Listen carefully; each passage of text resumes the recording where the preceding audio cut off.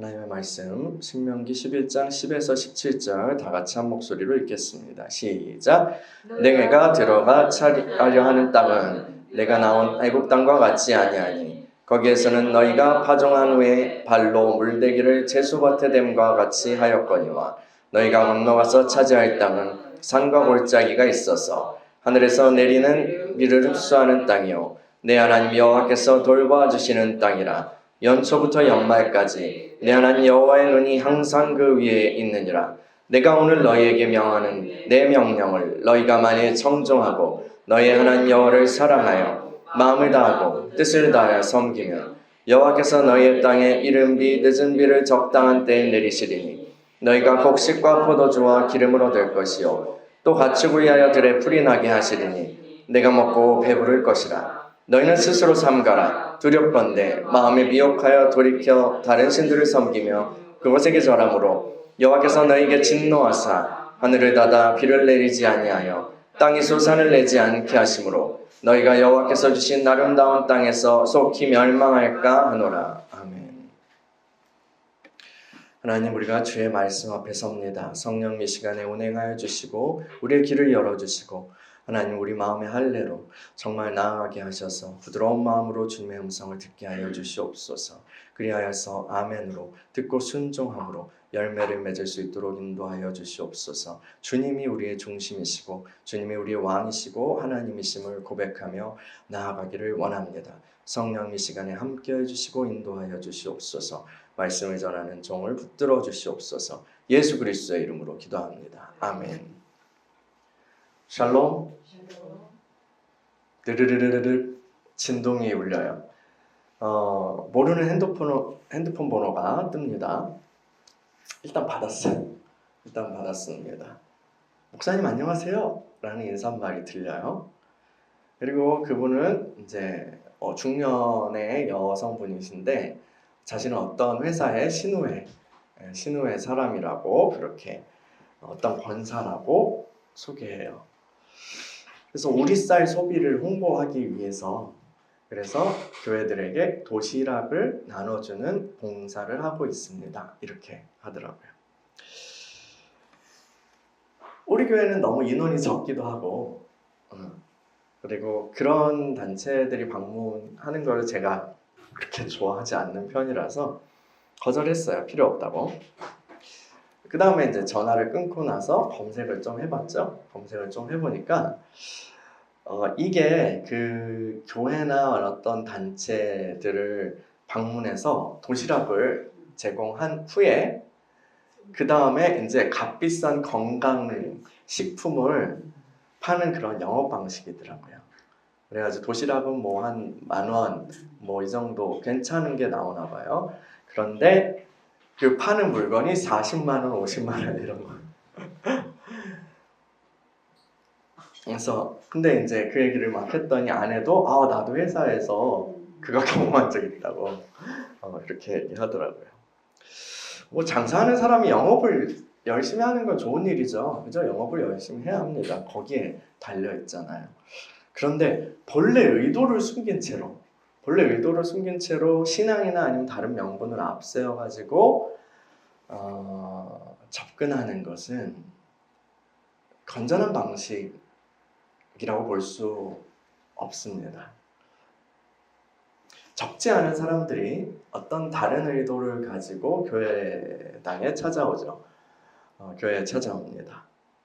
뭐 인맥을 얻기 위해서나 장사하기 위해서, 비즈니스 위해서, 돈을 벌기 위해서 교회에 나오는 경우도 많죠.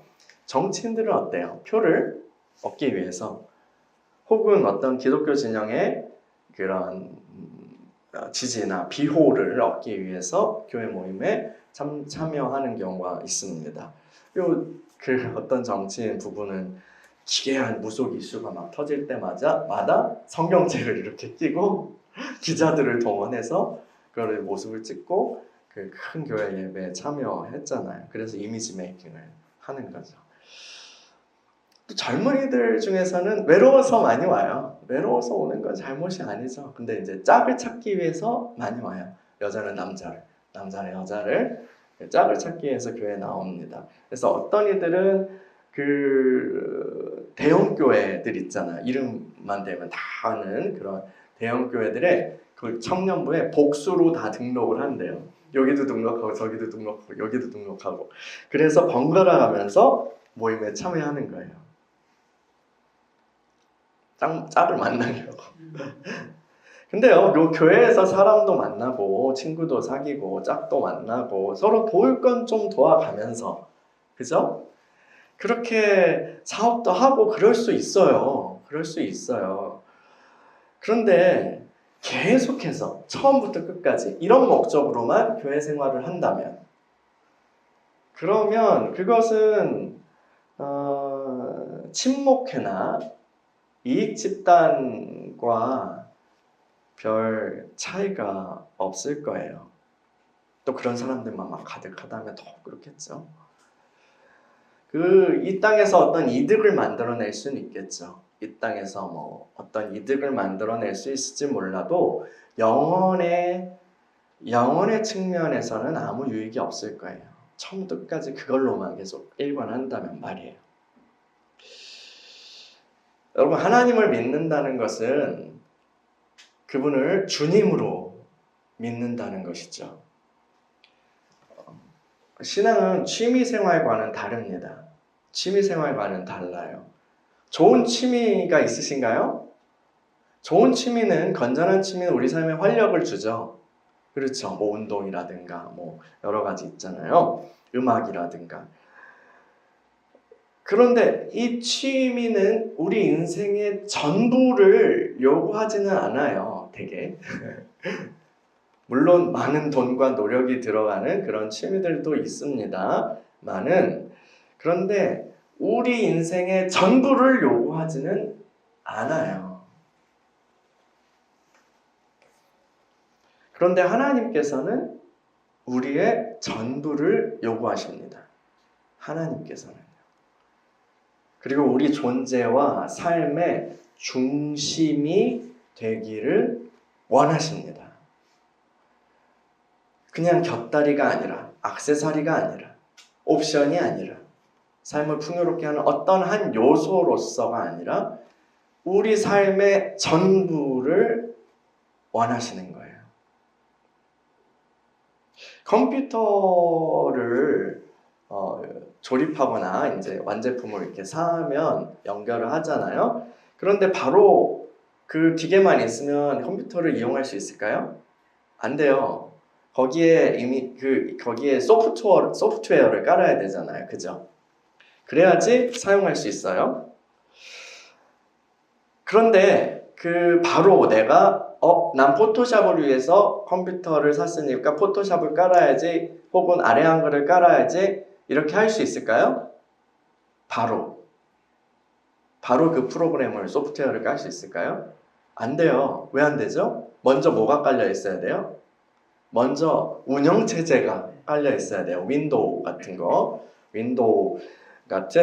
그런 윈도우즈 같은 운영체제를 설치를 먼저 해야 돼요. 그 시스템을 쫙 깔고, 옛날에는 그 윈도우 까는 게 정말 일이었어요. 막 한두 시간 이상 걸리고 했거든요. 요즘은 금방 하지만. 그 윈도우를 딱 설치하고 그 바탕 위에 뭐 포토샵이면 포토샵, 아래 한글이면 뭐 한글, 뭐 파워포인트면 뭐 해가지고 그거를 용도에 맞게, 그래서 응용 프로그램, 어플리케이션 이렇게 얘기하죠. 그거를 그 중에 하나를 용도에 맞게 설치해서 사용할 수 있는 거잖아요. 근데요, 하나님을 믿는다는 것은 응용 프로그램을 우리 삶에 하나 깐다는 게 아니에요.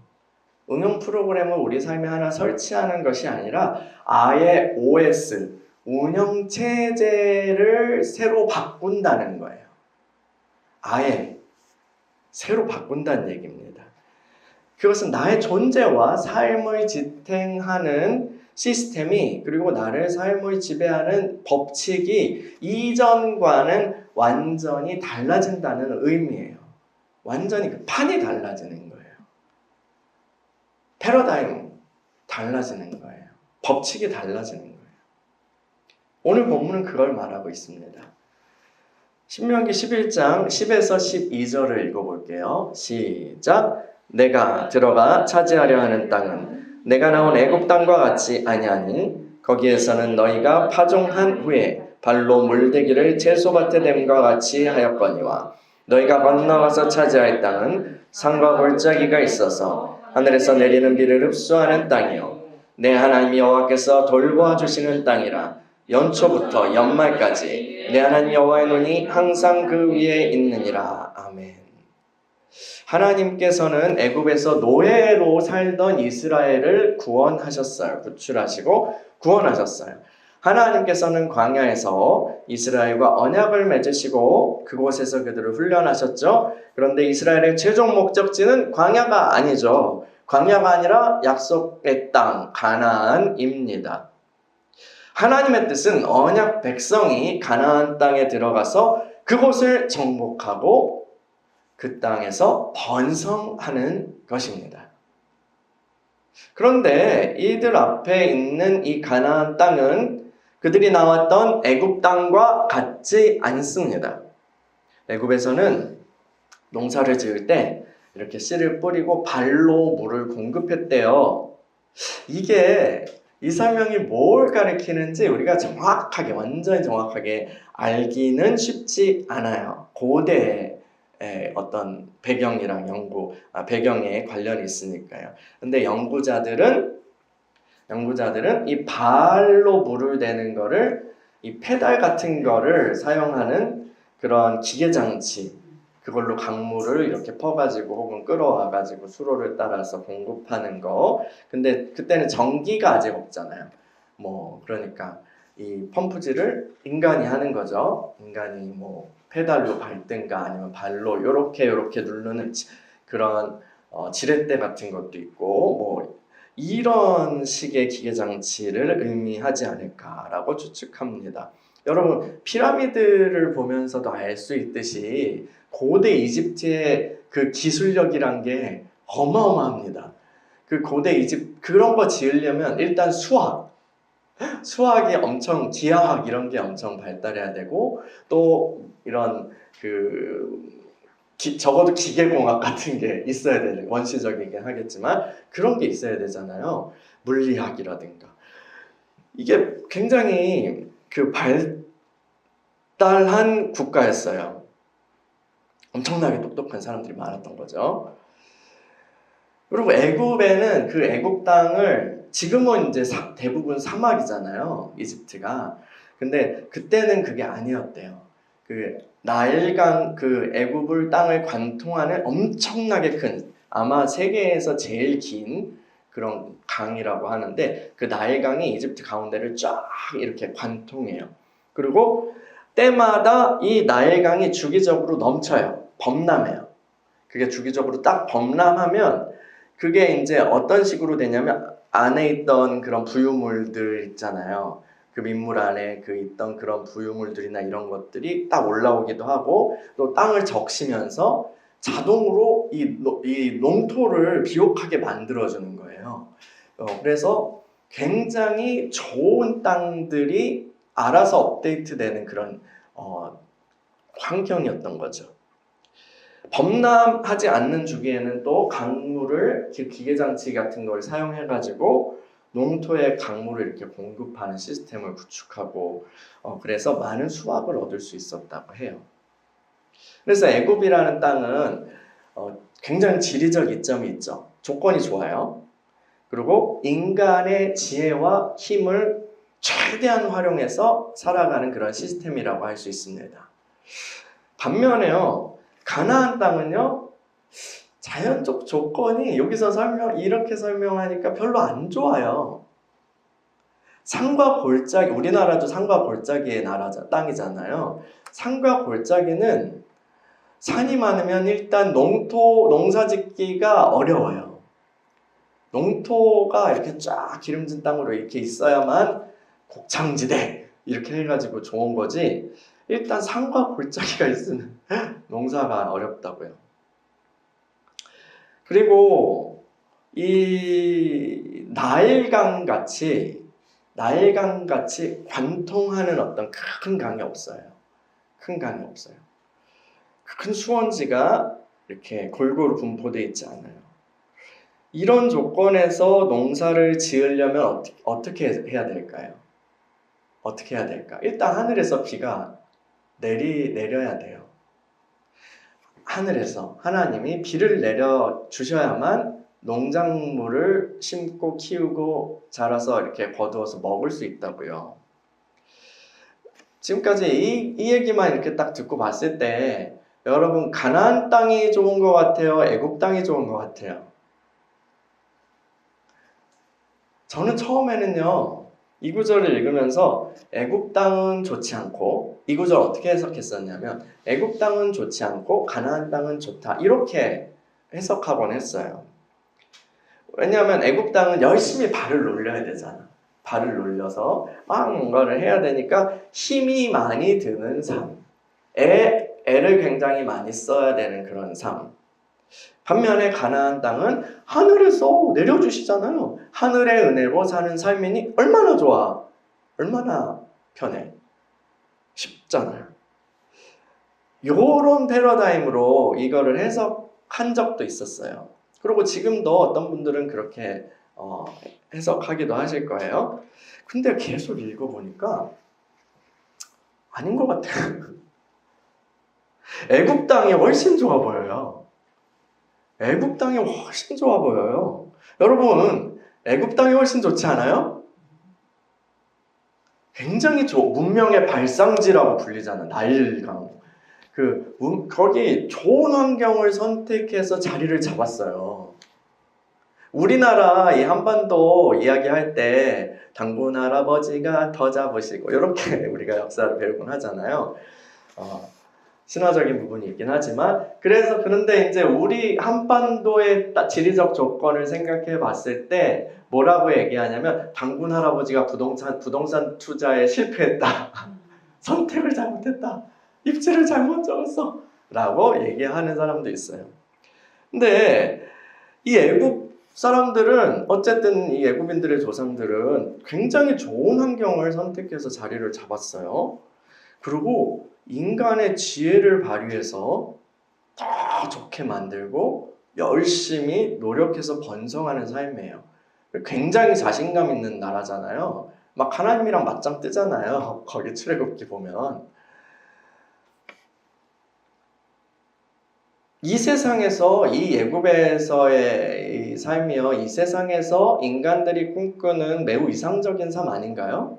참 좋잖아요. 우리가 와, 이상적이다라고 볼만하지 않아요? 근데 가나안 땅을 보세요. 애굽 땅에 비하면 지리적 조건이 다소 딸려요.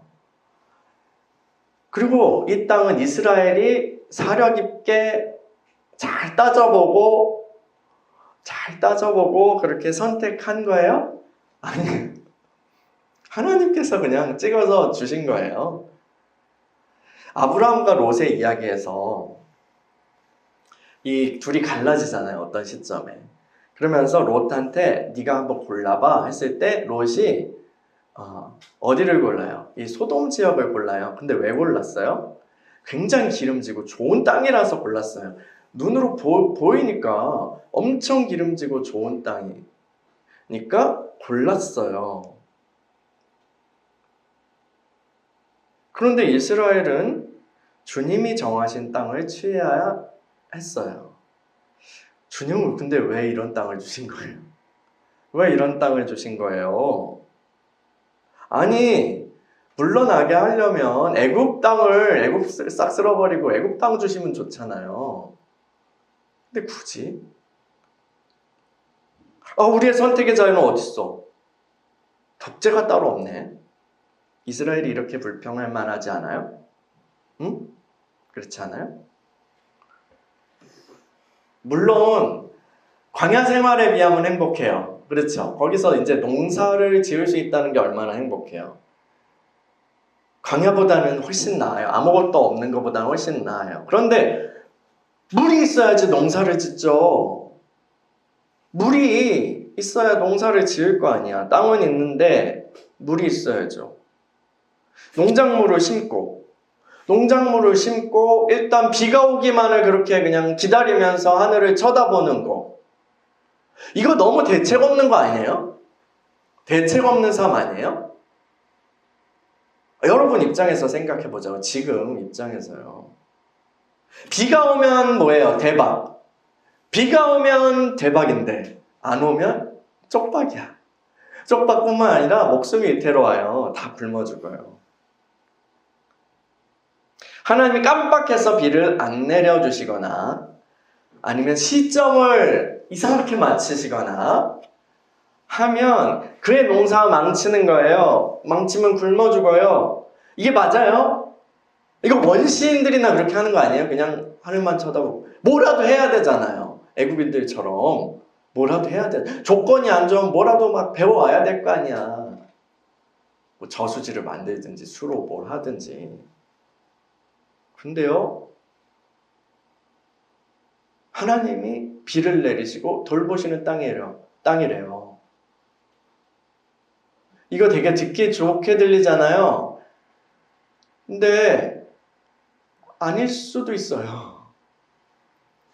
하나님 손에 모든 게 달려있거든요. 하나님 손에요. 내 생명, 내 처자식의 생명이 달려있어요. 이것이 가나안 땅의 시스템이에요. 가나안 땅은 오직 하나님이 돌보시는 땅이에요. 하나님의 눈이 항상 있는 땅이에요. 모든 것이 그분께 달려 있어요. 그래서 하나님과 관계가 좋으면 그분과의 관계가 그렇게 좋게 유지하면 하나님께서 더할 나위 없이 풍성한 복을 계속해서 공급해 주세요. 그런데 그분과의 관계가 잘못되면 어떻게 해야 돼요? 그분과의 관계가 잘못되면 하늘문이 닫혀요. 모든 공급이 끊겨요. 그때부터는 지옥이 시작되는 거야. 계속 읽어볼까요? 신명기 11장 13에서 17절이요. 13에서 17절 시작. 내가 오늘 너희에게 명하는 내 명령을 너희가 만일 청종하고 너희 하나님 여호와를 사랑하여 마음을 다하고 뜻을 다하여 섬기면 여호와께서 너희의 땅에 이른 비 늦은 비를 적당한 때에 내리시리니 너희가 곡식과 포도주와 기름을 얻을 것이요 또 가축을 위하여 들에 풀이 나게 하시리니 내가 먹고 배부를 것이라. 너희는 스스로 삼가라. 두렵건대 마음에 미혹하여 돌이켜 다른 신들을 섬기며 그것에게 절함으로 여호와께서 너희에게 진노하사 하늘을 닫아 비를 내리지 아니하여 땅이 소산을 내지 않게 하심으로 너희가 여호와께서 주신 아름다운 땅에서 속히 멸망할까 하노라. 아멘. 애국과 같은 곳에서는요, 이 시스템에서는 환경이 일단 중요해요. 그리고 내 지혜와 내 힘이 중요해요. 그런데 가나안에서는요, 누가 중요해요?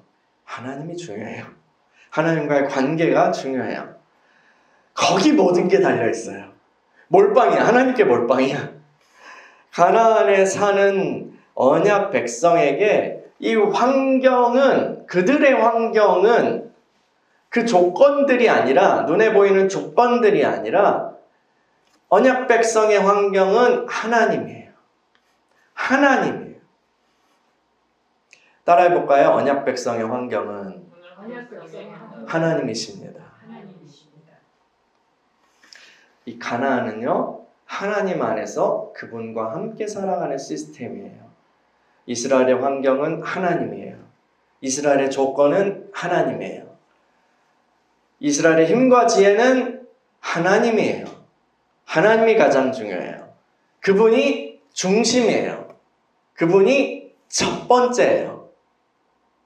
하나님 마음이 열리면 하늘이 열리고 모든 좋은 것이 삶 가운데 공급돼요. 영혼의 잘됨이 건강과 형통으로 이어져요. 그런데 하나님 마음이 닫히면 하늘이 닫히고 어둠이 찾아와요. 메마름이 찾아와요. 메마름 속에, 어둠 속에 있는 언약 백성들만큼 원수가, 마귀가 좋아하는 먹이도 없어요. 마귀는 자신의 군대를 보내서 언약 백성을 괴롭게 합니다. 살 수 있는 길은 하나님과의 관계 푸는 것밖에 없어요. 하나님과의 관계 문제 해결하는 방법밖에 없어요. 하나님 마음이 풀리면 다시 하늘 문이 열리고 그 얼굴빛을 비춰주실 거예요. 그리고 주님의 빛이 비칠 때 마귀의 군대는 견딜 수 없어요. 떠나가야 해요. 여러분, 이것이 가나안의 시스템이에요. 언약 백성은 그 시스템 안에 살도록 부름을 받은 것입니다. 여러분, 선거가 가까우면 어디에 줄을 서야 할지 그 사람들이 막 고심하잖아요. 비즈니스나 아니면 관료들이나 뭐 이런 사람들이요. 줄 잘못 서면 어떻게 돼요? 그냥 다 잘리는 거예요. 아니면 불이익 받는 거예요. 정치 세계는 또 냉혹해가지고 막 복수도 하잖아요. 널 나를 지지하지 않고 쟤를 도와줬어. 쟤한테 자금을 댔지. 근데 하면서 이제 보복하잖아요. 그래서 영리한 사람들은 어떻게 할까요? 영리한 사람들은 이쪽에도 하고 저쪽에도 하죠. 이쪽에도 충성을 보이고 저쪽에도 호의를 베풀어요. 안전한 구멍을 만들어 놓죠. 그리고 그것을 잘하는 사람들이 오래 살아남습니다. 이런 사람들을 만나면 미소를 지으면서 우리한테 이렇게 말할 거예요. 얘들아, 이것이 세상을 사는 방법이란다. 그런데요, 가나안 땅의 시스템은 이런 영악함을 용납하지 않아요. 이스라엘 백성들은 문제가 발생했을 때에 하나님을 찾아가야 돼요. 하나님을 찾아가서 그 문제를 풀어야 돼요. 그 문제 자체가 하나님과 관계에 달려 있으니까 일단 나가서 하나님 왜 이런 일이 발생했죠? 라고 묻고 혹시 제가 저에게 말씀하실 게 있나요? 제가 잘못한 게 있나요? 하고 회개하고 해야 돼요. 근데 이스라엘 백성들이 어느 시점이 되니까 문제가 발생할 때 하나님을 찾아가지 않아요. 하나님 관계에 막힌 부분을 풀려고 애쓰지 않아요. 하나님께 나아가면 막 회개해야 되니까 반성해야 되니까 고쳐야 되니까 순종해야 되니까 내 생각을 바꿔야 되니까 포기해야 되니까 내려놓아야 되니까 하던 가락으로 할 수 없으니까 하나님 찾아가지 않아요. 대신에 누굴 찾아가요? 바알을 찾아가요. 아세라를 찾아가요. 걔네들은 그냥 제물만 바치면 축복해주거든요. 기본 테이크가 잘 되는 거예요.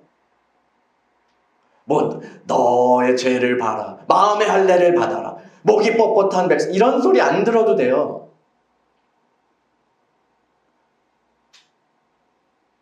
네 중심에 뭐가 있니? 이런 소리 안 들어도 돼요.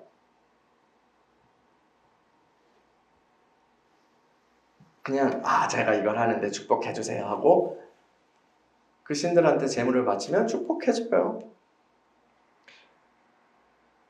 근데 뭔가 약발이 떨어진다 하면 바알 아세라 얘네들 약하네 하면 몰렉을 또 찾아가요. 몰렉이라는 신이 있잖아요. 몰렉이라는 신은요, 갓난아기를 불태우는 그런 인신제사를 받는 그런 신이에요. 어마어마하죠? 그 몰렉을 찾아가서 신하들을 바쳐요. 불살라서요. 산채로 불살라서. 그 정도 하면 일시적으로 뭐가 좋아져요. 그 정도 하면 뭐가 좋아져요. 이스라엘이 막 그 이방 군대랑 전쟁해가지고 막 이기고 있었어. 그래서 함락 직전이야. 그런데 그 이방 왕이 거기서 자기 아들을 잡아가지고 제물로 바쳐버려요. 거기서 무슨 흐름이 딱 달라져요. 악마적 힘이 나타났겠죠. 그리고 사람들이 질리고 그러니까 그냥 후퇴해요. 실제로 악마적 힘이 작용해요. 그렇게 살아가요. 이스라엘도 몰렉에게 아들을 바치고 그렇게 살아가요. 그들 머리 위에 진노가 쌓이고 있는지 모르면서요. 평안하다, 평안하다, 잘하고 있다, 요런 소리만 들으면서요. 이미 하늘 문 닫으셨어요, 하나님이요. 그 형통이 없다는 거예요. 공급이 없고 형통이 없어요. 위해가 끊기니까, 근데 욕심은 있잖아요. 살아야겠으니까. 그럼 어떻게 해요? 딴 데서 빨아와야죠. 빨아들여야죠. 그러니까 이스라엘이 어떻게 해요? 힘 있는 사람들이 가난한 사람들을 착취해요. 주님을 경외하고 이웃을 사랑하라 라는 그 길을 버리고 가난한 사람들을 압제하지 말라는 그 하나님의 명령을 버리고 욕심을 택하죠. 그렇게 쭉 빨아들여요. 빨아들여 흡혈귀같이. 그러면 어떻게 돼요? 다시 부요해져요. 부가 모여요. 아, 부자가 되었다 하고 하나님이 나를 축복하셨다 하고 예배당에 나가요. 성전에 나가요. 그리고 재물을 바쳐요. 근데 재물도 인색하게 바치죠. 물론 좋은 재물을 바칠 수도 있죠. 근데 하나님이 그런 재물 따윈 치워버려라고 얘기하시잖아요. 내가 받지 않아. 선지서에 계속해서 주님이 말씀하시는 거잖아요. 근데도 하나님이 날 축복하셨다 하고 말하고 다녀요. 평안하다. 하나님이 하셨다. 이 건물을 보라. 이 창고에 가득한 걸 보라. 다들 나에게 머리를 조아리는 걸 보라. 그런데 그들의 부요함은요, 그들의 업적은 가난한 이들의, 연약한 이들의 피와 눈물을 쥐어짠 결과입니다. 혹은 그것을 묵인해 둔 그런 대가죠. 이들은 가나안에 살지만 실상은 그곳을 애굽이나 다른 이방인들의 땅과 다를 바 없이 만들어 놓은 거예요. 그런데요, 가나안 땅의 시스템은 이렇게 사는 사람들을 오류로 취급해요. 버그로 취급해요. 에러로 취급해요.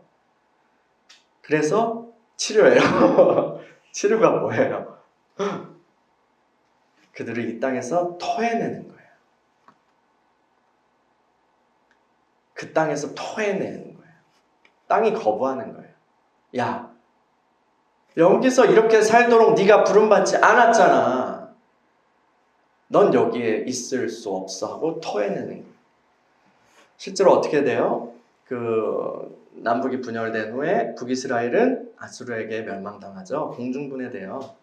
그리고 남유다는 바벨론 제국의 침략으로 인해서 대거 포로로 잡혀가죠. 강제 이주당해요. 그게 땅이 그들을 토해낸다는 거예요. 여러분, 모세는 분명히 가나안 땅은 애굽 땅과 같지 않다고 경고하였어요.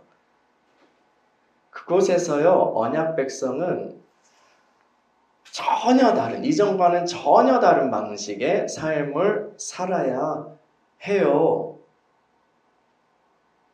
그러나 이스라엘은 가나안의 시스템을 지키며 사는데 실패했어요.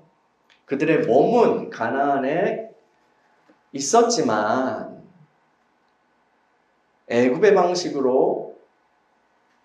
결국은 애굽의 방식으로 돌아갔어요. 그리고 망했죠. 야, 그러다 망해, 조심해 라고 얘기한데 그대로 된 거예요. 구약 이스라엘의 역사는 언약 백성들이 망하는 전형적인 그런 길을 보여주고 있습니다. 우리는 이 이야기에서 교훈을 얻어야 합니다. 망하는 길이 무엇인지 제대로 인식하고 우리 자신을 점검해야 합니다.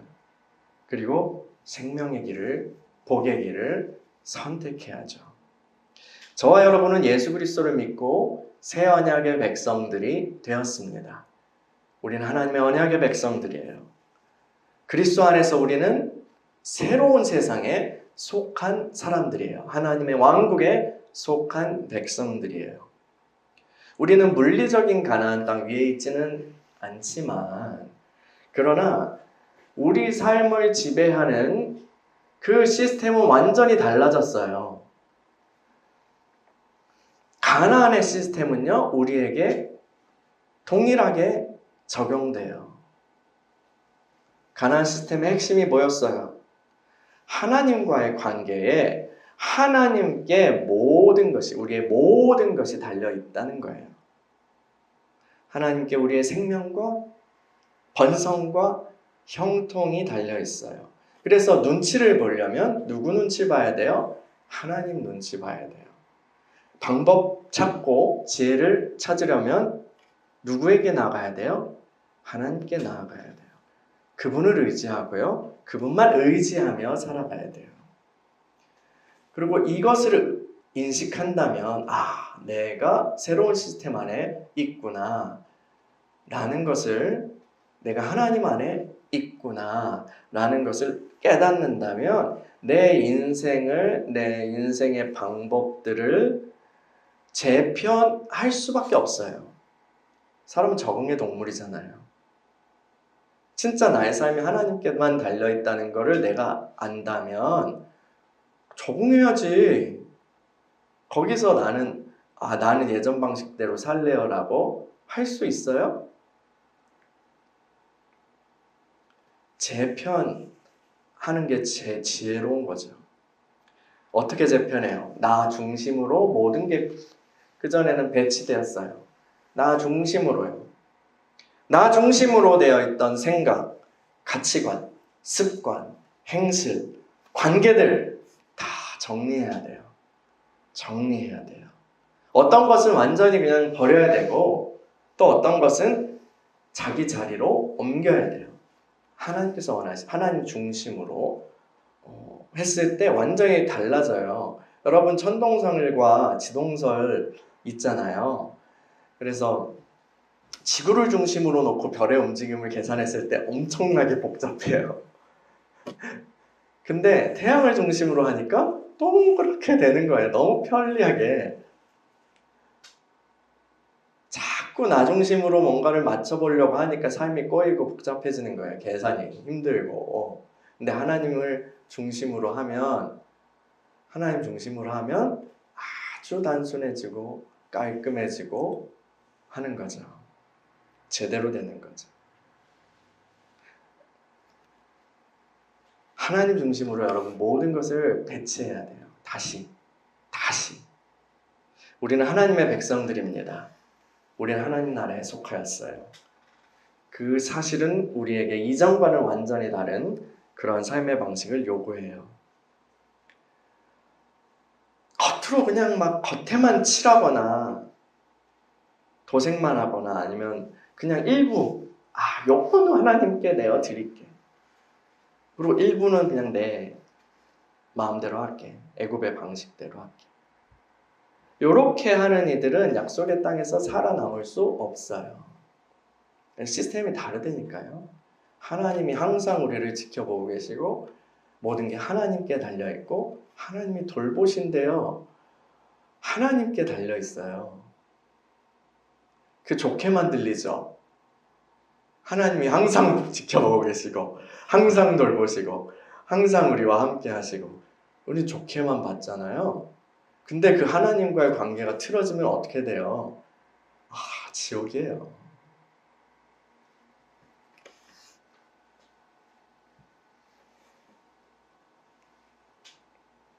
주님께서는요, 우리를 위해서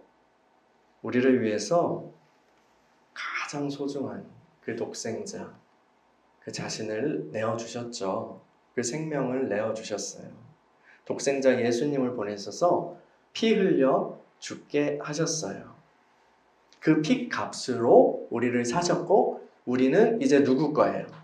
하나님 거예요. 하나님 거예요. 하나님의 소유예요. 우리의 소유권이 하나님께 있어요. 그래서 우리가 주님이라고 부르는 거예요. 현실 파악을 해야 돼요. 주님은 우리에게 모든 것을 주시고 우리를 사신 주님은 또한 우리에게 모든 것을 요구하십니다. 나만 바라보라고 하십니다. 나를 최우선 순위에 두어라 라고 하십니다. 2위나 3위가 아니라 1위요. 영순이요. 그리고 나를 의지하라고 하십니다. 그 주님이 우리를 지켜보고 계시니 우리도 또한 그 주님을 바라봐야 합니다. 가나안 땅의 시스템은 애굽 땅과는 완전히 달라요. 여러분, 가나안의 시스템을 이해하고 그 땅에 뿌리 박아서 좋은 열매 맺는 저와 여러분들이 되시기를 축원합니다. 할렐루야. 우리 같이 기도하겠습니다.